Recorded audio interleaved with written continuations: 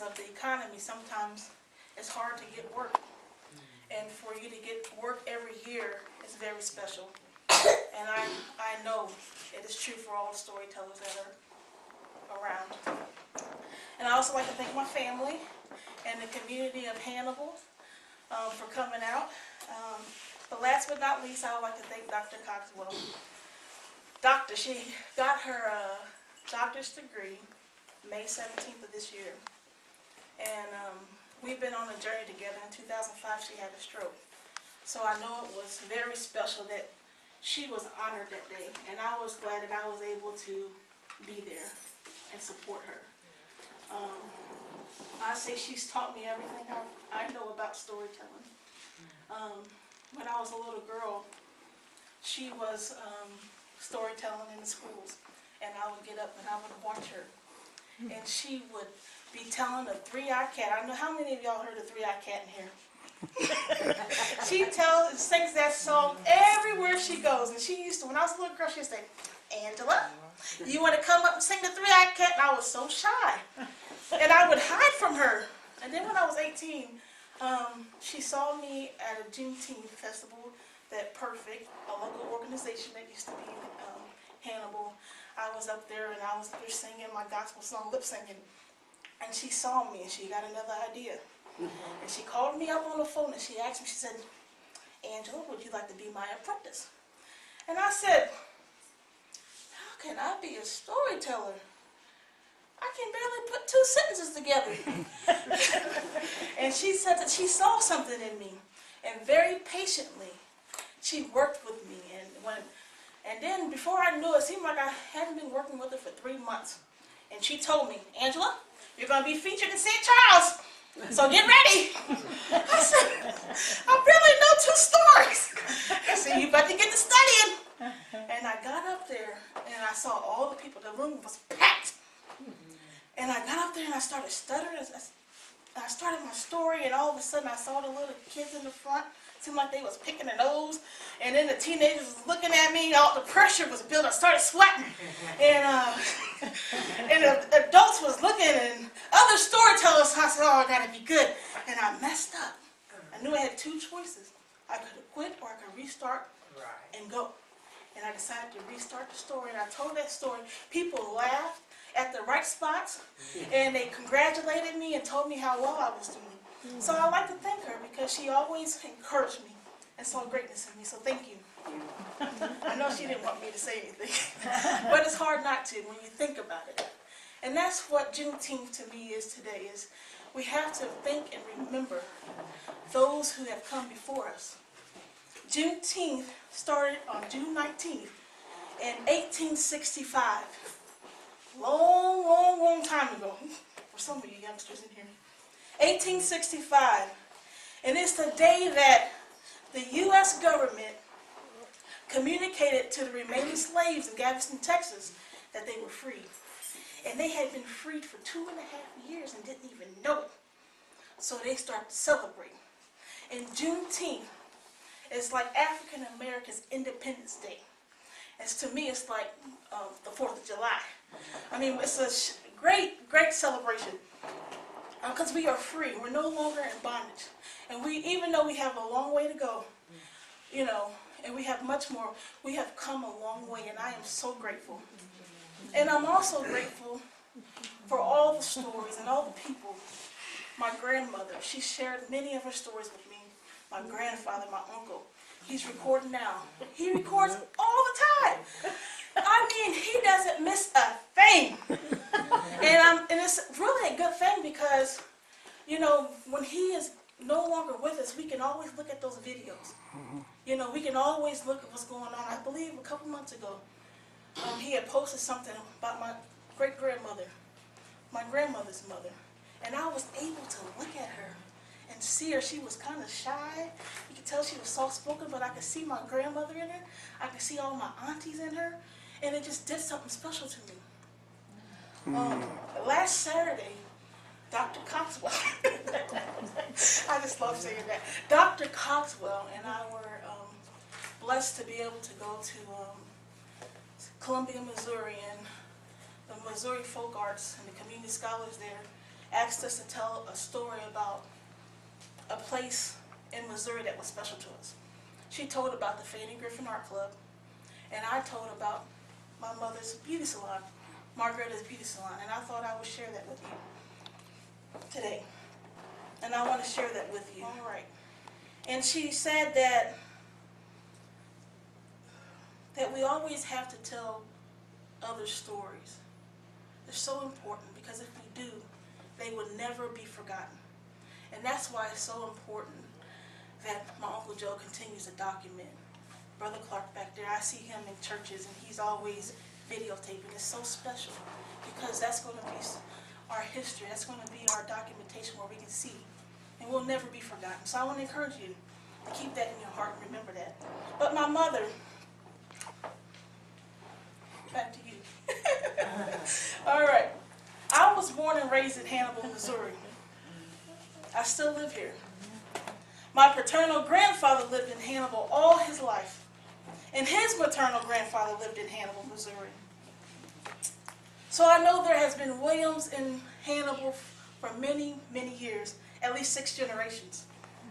I believe that Williams is one of the largest African American families in Hannibal. Although many have moved and some have passed away, I believe that we have made our mark in the community, and we still are. And that's very important to make a positive mark. I have many places that I could tell you about, such as my father's funeral home. It's a place where I connected with ghosts and fear. Woo! That was some place. And then I could also tell you about the church that I attended, New Hope Gospel Center, and other churches that I went to, VBS. And the people, the elders really took us under our wings. It's very special. And then I can also tell you about my grandmother and grandfather's home, Heavenly Acres. But I'm going to focus on Margaretta's Beauty Salon. My mother's name is Margaretta Lawson. She was born in Somerton, South Carolina. And she had 10 brothers and sisters. And mostly raised by her mother, Mattie Pearl Lawson, who was kind, quiet, sometimes soft-spoken. Sometimes she would hardly speak, but when she spoke, she needed to be listened to because it was something wise. And so one day when my mother was 9 or 10 years old, her grandfather, Jake McDonald, he had a farm, about 60 or 70 acres, and he would raise pigs. What else he have? Chickens. He grew corn. He had cotton. He grew tobacco. But every once in a while, he would go to the hog pit, and he would want a specific pig. And it was hard. He would go over here, and that pig would go over there. He would go over here, and that pig would go over there.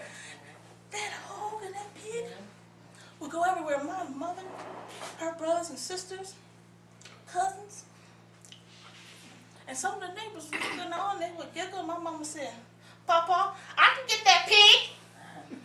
He said, "Oh no, you can't." Before he knew it, she was out and she chased that pig there, and she wrapped that pig around the neck, rustled it down, and she said, "Come on, Papa, come and get it." And before you knew it, Grandpa was, he said, "You know what, Dad? From this day on, I'm going to call you Hard Rock." And that's what he called it, Hard Rock. And every time he seen her and he needed a hog out of that pit, he would call on Hard Rock. So I asked my mother, I said, "Mom, what does Hard Rock mean?" She said, "That means tough and hard like a rock." All right. And I guess that's a good compliment. I'm sure it is. So, my grandfather Harold, one summer we was traveling to Somerton, South Carolina in the summer. We were going to a family reunion, him and my grandfather. And we would sit in the living room. She had no air conditioning. And I saw him. He was looking at his living room. His hot sweat was rolling down was looking all around. And he said, you know, the family ain't got a lot of money, but you sure got a lot of love. And that always stuck with me. My mother also used to get her hair pressed, and she did not like it because they would take the hair, separate it, put some grease on it, put the hot curl in there, the Marcel iron in the hot stove, heat it up, and then take that hair and straighten that hair out. And sometimes the grease would get so hot that sometimes it would burn her scalp. And she said, I think I'm going to do my hair from now on. I think I am, because if I'm going to get burned, I might as well burn myself. And from that day on, she started doing her hair, her mother's hair, her grandmother's hair, her sister's hair. And so later on, when my mother graduated from high school, she attended Voorhees College in Denmark, South Carolina, 56 miles from Somerton. She met my dad. They fell in love. She dropped out of college and moved to Hannibal to get married, and that was in 1963. My dad and her celebrated their 42nd anniversary this past June 2nd. In Hannibal, when she got there, she started doing my father's hair, her sister-in-law's hair, her brother-in-law's hair, her neighbors, probably her mother-in-law's hair. And pressing was not in then. It was the jerry curl. And usually when people did the jerry curl, the cosmetologist would charge $40 to $50 to do the hair, but she was only getting 15, maybe 20 sometimes. So she thought she'd better go and get her license. And there, she decided to open up her own beauty salon, Margaretta's Beauty Salon. It took almost a year to complete the requirements to become a cosmetologist. Then she opened up her shop. She ran ads. She said the best advertising was by word of mouth. She said one day, a lady come busting through the door. Margaretta, I need your help. My hair's falling out. Oh, Margaretta, I need your help. Please help me. What had happened was, the woman was doing her hair at home. She either switched from a perm to a curl or a curl to a perm. And when she did that, it caused her hair to fall out. My mother moisturized the hair, cut a little there, and pretty soon her hair was healthy. And she even started doing her daughter's hair. In 1982, she became pregnant with her third child, me. Business was booming, and she sat on the stool until the 9th month of pregnancy because customers wouldn't let her go. Many customers attended the baby shower, bringing lots of gifts and outfits. She remembers that she had so many outfits from her customers that I outgrew them before I could wear them all. My mother stayed home with me for about 6 weeks. And then the customers said, you got to come back to work. My hair needs a little attention. So she put me in a playpen, and when I started to cry because I was hungry, instead of her stopping doing hair, the customer that was waiting would come grab me and feed me. When I needed to be changed, they would change me. When anything that I needed, they would come and take care of me. And that's how it was until I was able to take care of myself by magic.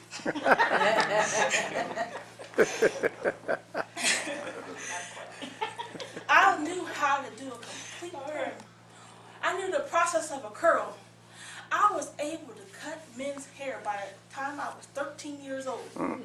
So it was only natural when I turned 18 that I would apprentice under her and become a beautician. And I did. And I've been doing it ever since. And I'm 31, I believe now. After I got 30, I started trying to subtract. It just didn't sound right. All right. I've learned at an early age that you never know what might happen in a beauty shop. nor what to expect. However, most of my mother's customers were pretty routine. Tuesdays and Wednesdays was a little quiet sometimes. Thursday, though, and Friday were lively days. Those are the days I look forward to. Thursdays were mostly older women. Most of them have passed away, and they attended the Fannie Griffin Art Club. But they would come in, and I knew that I would make at least $5. $5 back then was a lot of money. All I had to do was open up the door, carry the bag, give them a hug, sometimes a kiss. 50 cents.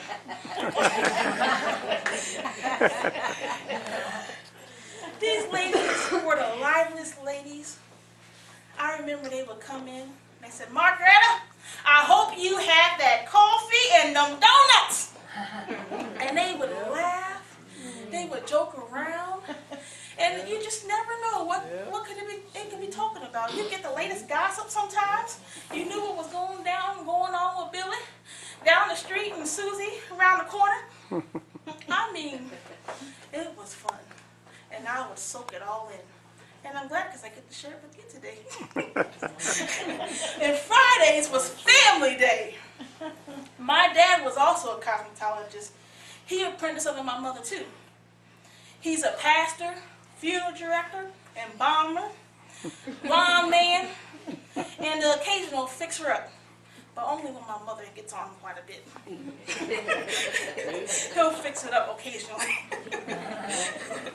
And when I was younger, he would say, "Angela, get as many trays as you can, because you never know what might happen in this economy." So I'm a storyteller, a cosmetologist. What else do I do? Piano player. Piano player. Drummer. Drummer. What else? Singer. Oh. You're a singer. He would cut my male cousin's hair, my uncle's hair, his brothers, which my uncles, and some of the men who didn't mind being not being serviced by my mother. Then my mother would do my grandma's hair, my aunties, my female cousins. It was like a family reunion. Laughter would erupt from the front of the shop to the back. I can still hear the laughter in my ears. Each individual, their families, the stories, the songs, the sales, men and women that try to sell hair products. Some even churches used to come by and try to sell us chicken and fish. And you know, one day, Jesus walked out in front of the shop. Jesus. That's right. Well, not the real one. Can you imagine a shop full of people, women watching Young and the Restless, Price is Right, and all of a sudden Jesus comes by with a cross on his back? Of course, someone had to run out and say, "Hey, where you going? What's going on?"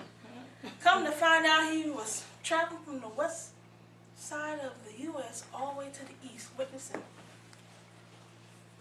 Growing up,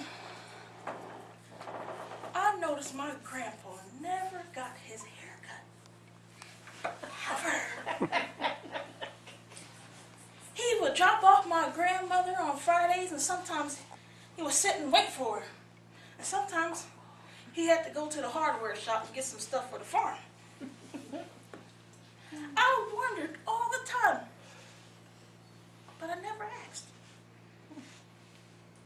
And then I noticed he would wear a plastic bag or a grocery bag tightly on his head.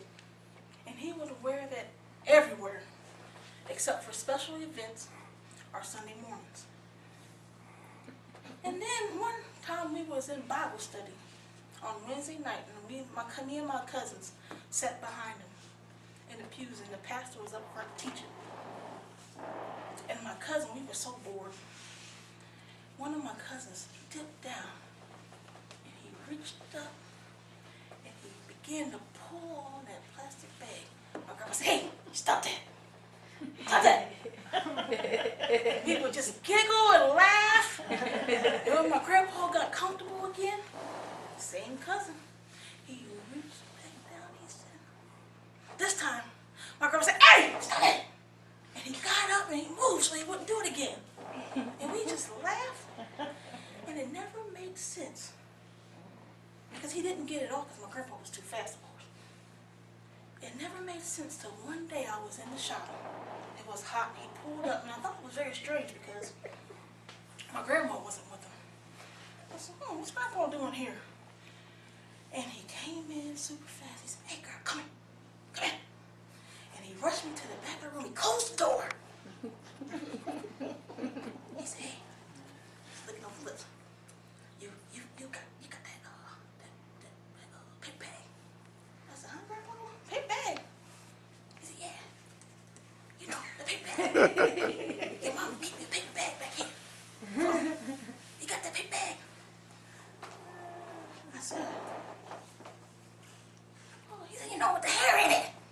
And I said, it all made sense. My grandpa would take hair from my mom's gray hair, and she would sweep it up and put it in the back of my grandfather. He would pick it up. My grandfather was bald. And they would take that hair, and somehow, I don't know how he did it. I tell you, he could be a billionaire if he had told his secret. He would take that hair and pat it on his hair and blend it in, because he had a little hair on the sides. And he would blend it in. And pat, that's why he had the plastic bag so it could stay in place. And then on Sunday morning, he would dress up. Oh, he had this sharp white suit. Oh, he loved cowboy boots. He would put those white cowboy boots with that white suit, his jacket, and he even had a hat. He had the hair good, so good on his hair that he could put the hat on and take it off. My grandpa was clean from the top of his head to the bottom of his feet. But as we all know, time never stops. It just keeps going. Keeps going. We keep living. We move. We shake. We have babies. My grandfather passed away in 2007. And many of the customers that I've told you about have passed away, especially the ones on Thursdays. There's only about 2 or 3 of them that were strictly Thursdays that are still living. 2 or 3. And those 2 or 3 refuse to let anyone do their hair except my mother. It was the toughest thing, the toughest, to see strong women, active community leaders, bodies begin to fail them, no longer able to come to the shop independently and get their hair done on Thursdays because they moved with their daughter out of town or was taken to the nursing home because they couldn't care for themselves anymore. Some of them had Alzheimer's, cancer. One lady had cancer, and she didn't have much of her hair, but she just wanted my mother to do her hair one last time. And I watched that. As a little girl, I watched her. She used to come in all the time. Beautiful, beautiful. Silver hair, dark hair turned to silver, slightly. And not long after she did her hair, she passed away. But that woman stuck in my heart. One time, my mother's customers begged her to come to the nursing home to do her hair, and I tagged along. We would often go to the shop, and there would be customers on the answering machine. Margaretta, I need you to come to the nursing home and do my hair. Margaretta, this is the second time I've called you. I need you to come to the nursing home and do my hair. So finally, we went. And this lady had been going deaf for a while. And she just had the sense of humor that she could even laugh at herself. Because she knew she was talking loud. And my mother, we were sitting in the room that they had set aside for beauticians to come and do the patient's hair, and my mother had washed her hair, and she began to start rolling it, and she did a roll set. And about halfway through, we were sitting there, it was quiet, we couldn't talk to her, because she couldn't hear us. Every once in a while, the lady would say something, and this time she said, "Margaretta, you see that lady that just walked past here? That's the lady that they have doing our hair here. She can't do hair work." Shh, let me close the door.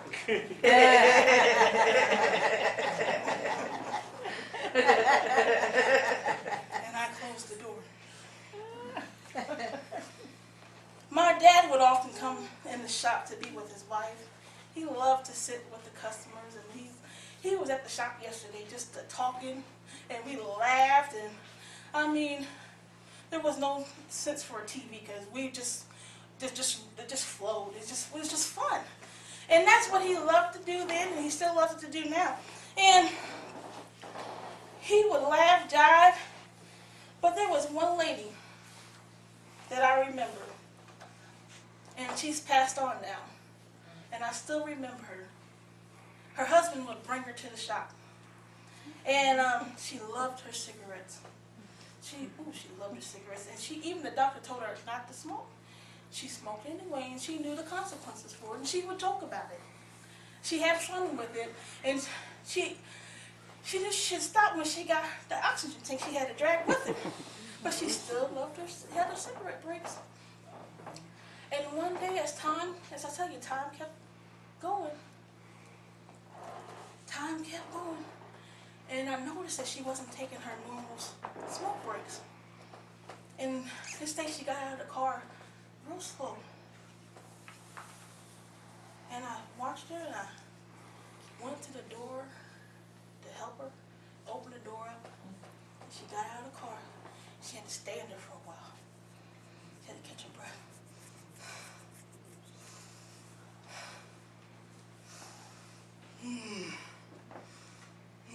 She caught her breath. She'd take a few more steps and she'd make it to the door. She had to stop there.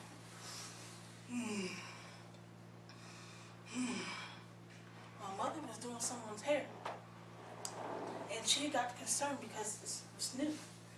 And my mother stopped and she walked to the door. We both helped the lady. Come on.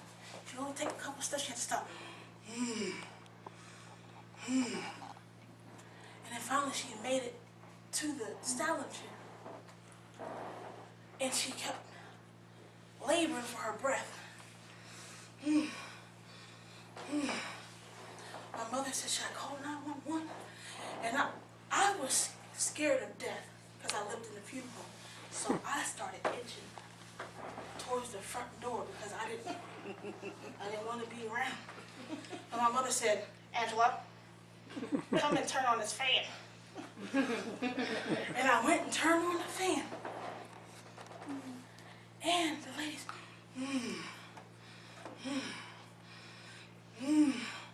Then she finally stopped and she said, "Who's been sitting in this chair?" I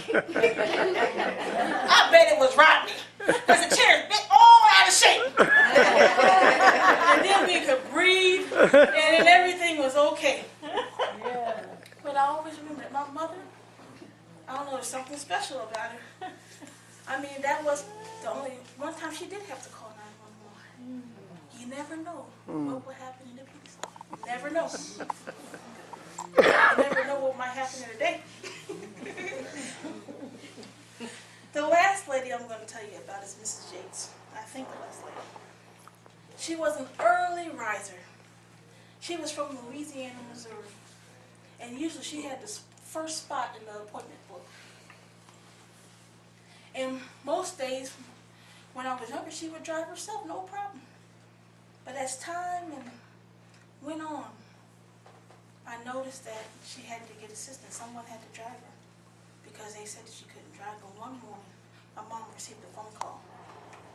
"Margaretta's beauty salon." "Yes, Margaretta. Is Mrs. Yates there?" "No, she's not here yet." "Oh, okay." And she hung up. And pretty soon, come come swerving around Margaret's beauty salon was Mrs. Jakes. Ran up the curve and then parked about 5 feet away from me. And she walks in the door. She says, Margaret, they told me I couldn't drive, but no one would take me to my hair appointment, so I drove myself.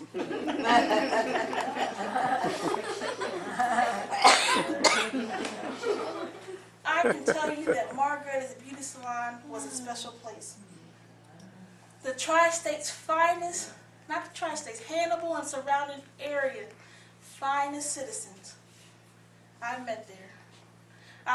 There's a lot more people that I can tell you about. Some of them are sitting here. Some of their mothers. I mean, very special people that touched my life. And I hope it touched yours too. The salon is the place where I grew up. However, I know if it wasn't for my mother, who was not only able to do amazing hair, but she was able to smile, listen, encourage, that special place, the special place might not have been. You know, dealing with a lot of personalities is tough, and she did it like a pro. I think my mother's nickname, Hard Rock, was right on. You have to be hard and tough to deal with so many people. Whenever someone has told her she couldn't do it, she's proven them wrong and excelled. Today she doesn't do hair as much as she used to because she took on the challenge of taking care of people who are intellectually challenged. My father and her have taken care of people for over 40 years. And it all started with my grandmother and grandfather. We've been taking care of people. And that's the end of Margaret's Beauty Salon. All right. The events in Charleston, South Carolina affected me and many folks in the U.S. We have come a long way with the justices and injustices of this world, but still have much work to do. I was deeply saddened by the young man having so much hatred in his heart that he would kill. But then I was encouraged to see Charleston respond with love and forgiveness. Yeah. The next story I'm going to tell you is Sister Duck and Brother Fox. Sister Goose. Sister Goose. Old Sister Goose. Old Sister Goose was a selling around the lake. Oh, she was just a selling. Quack, quack, quack, quack, quack. Quack, quack, quack, quack, quack, quack, quack. And old Brother Fox was hidden in the weeds. Old Sister Goose was just a selling around that lake so much she didn't even pay attention to where she was at. And pretty soon she was next to the bank. And old Brother Fox was left out and caught her. Oh yes! Oh yes, Sister Goose! I've got you now! Oh, I've got you! I got you! You know, I'm gonna break your neck, and I'm gonna pick your bones. Sister Goose said, "Now, hold on there. Hold on there, Brother Fox. Hold on. I've got just as much right to be in this here lake as you do to be in those weeds. Now hold on." Oh, my neck. Brother Fox, no. We got to go. Got to go over to the courthouse.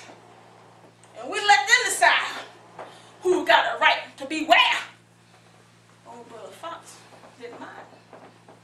He tied a string around her neck so she couldn't get loose. And they started going to the courthouse. Now, when they got there, Sister Goose looked around. She noticed something that wasn't in her favor. The sheriff was a fox. Oh, the judge was a fox. Ooh, the attorneys were foxes. And all the jurymen were foxes. So, they tried Sister Goose. And right, Sister Goose already knew her fate when she got in there. And when she thought no one was paying attention, she flew.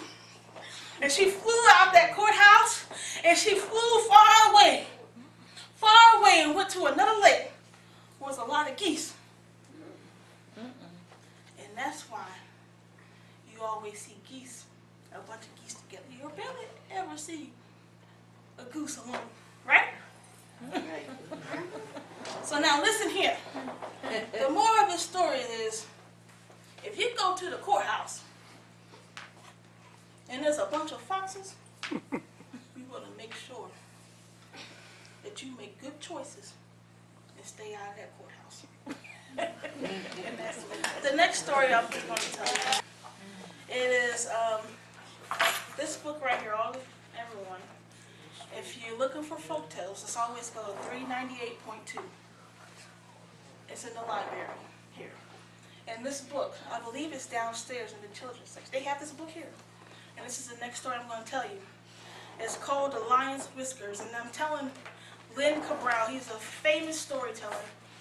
Miss Dr. Coxwell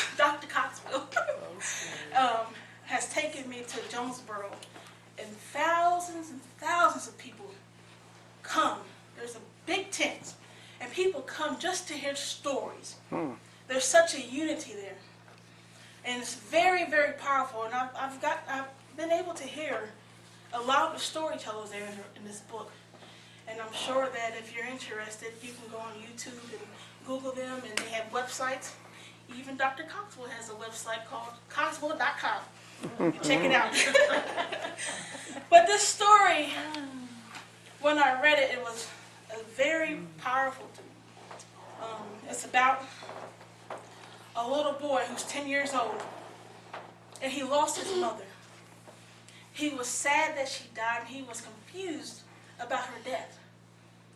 And just as time goes, the father met a woman in the Highlands. He married her, and she loved that little boy. Oh, she loved him. But the boy did not like her. He did not like her one bit. I mean, she would make him nice clothes. He would put them on. He would run through the woods, and he would play so hard that he put holes in them. And then she fixed the best meals. All the best meals, and he wouldn't even touch her food. She was so sad because she loved the boy.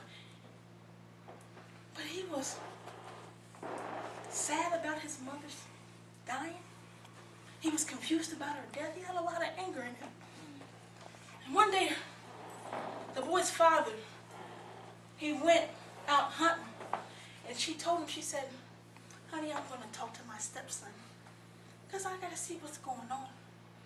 And she began to talk to the boy, and the boy got so upset that he ran out the house, and he said he was running away. He's not coming back anymore.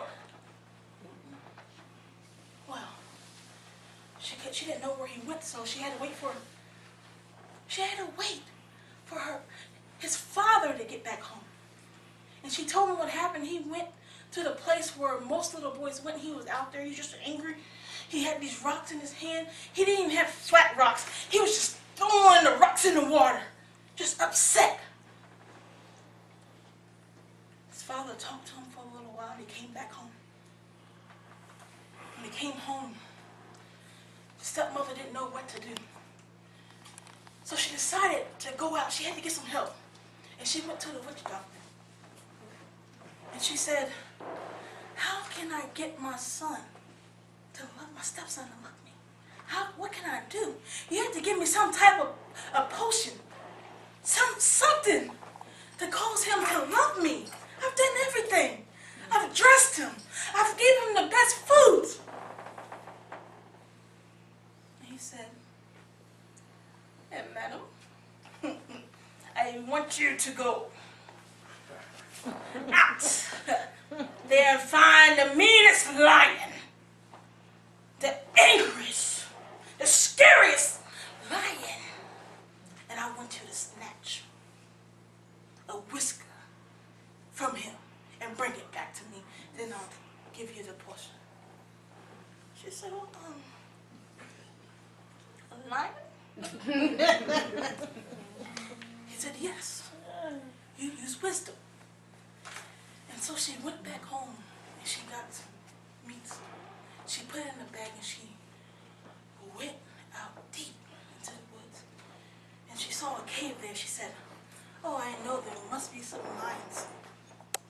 Must be some scary lions, mean lions in that cave. So she went away from the cave about 100 feet.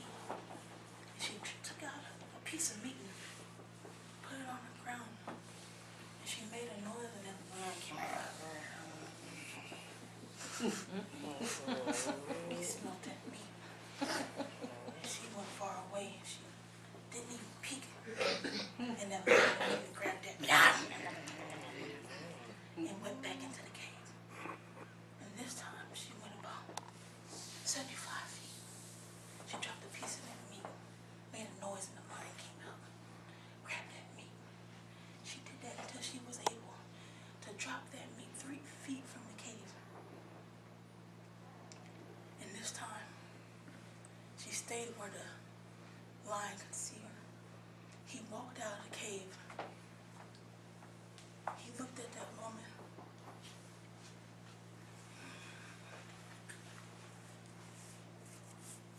He ate the meat. And while he was eating, the woman walked up to the lion. And she plucked a whisker out of the lion. And she hurried up. She took off running. The lion left her alone. And she took it back to the witch doctor. And he said, he said, where's my love potion? And he said, you don't need the love potion. He said, do just like you done with the lion. He said, you have patience with that boy. And she listened to that witch doctor, and she was patient with him. 5 weeks they was doing a little chit-chatting. And about 2 more weeks after that, she and the boy was hugging. A little bit after that, they were best friends. So I tell you that story because a lot of times we watch the news and the experiences, the history, we think we should be farther along. What's going on? You know? We should be thankful, celebrate where we've come from, and have patience. Patience, patience, patience, that things will get better. So I've told you stories, but there's 4 things that I want you to remember. I want you to remember stories, of course. But I want you to remember to love one another. I want you to remember to record and document your stories so they'll never be forgotten. And 3, long as you learn to forgive, you'll never have hate in your heart. And 4, patience. Whatever you desire to do in this life, you can do it. Because it's going to come. Thank you for coming. I really do appreciate you in the Hannibal Public Library for inviting me, and I hope you have a wonderful weekend. And remember to tell your stories. Thank you.